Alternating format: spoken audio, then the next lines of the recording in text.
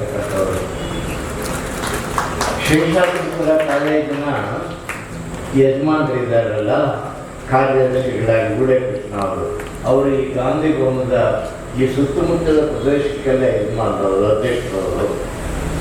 ಅವರ ಆಶ್ರಯದಲ್ಲಿ ಒಂದು 30,000 ಜನ ವಿದ್ಯಾರ್ಥಿಗಳಿದ್ದಾರೆ. ಅಷ್ಟು ದೊಡ್ಡ ಕಾಲೇಜಿನ ಶಿಕ್ಷಣ ಸಂಸ್ಥೆಗಳಿತ್ತು. ಅಲ್ಲಿ ಜನಪ್ರಿಯ ಅಧ್ಯಾಪಕರಾಗಿದ್ದುಕೊಂಡು ಬೇರೆ ಸಾಂಸ್ಕೃತಿಕ ಸಾಹಿತ್ಯಿಕ ಕಾರ್ಯಕ್ರಮಗಳನ್ನು ಹಮ್ಮಿಕೊಳ್ಬೇಕು ಅಂದರೆ ಆ ಯಜಮಾನ ಮೊದಲು ಯೋಚನೆ ಮಾಡೋದು, ನಮ್ಮ ಶಿಷ್ಯರನ್ನ ಹುಡುಗರು ಎಲ್ಲಿದ್ದಾರೆ, ಹುಡುಕಪ್ಪ ಶಿಷ್ಯರನ್ನ ಕರೀರಿ, ಅವನು ವಹಿಸಿದರೆ ನಾವೆಲ್ಲ ನಿಶ್ಚಿತರಾಗಿರ್ಬೋದು. ಅಷ್ಟು ಅಚ್ಚುಕಟ್ಟಾಗಿ, ಅಷ್ಟು ವ್ಯವಸ್ಥಿತವಾಗಿ, ಅಷ್ಟು ತನ್ನನ್ನು ತೊಡಗಿಸಿಕೊಂಡು ಕಾರ್ಯಕ್ರಮ ಮಾಡೋದರಲ್ಲಿ ನಿಸ್ಸೀಮ ನಮ್ಮ ಶಿಶಿರ.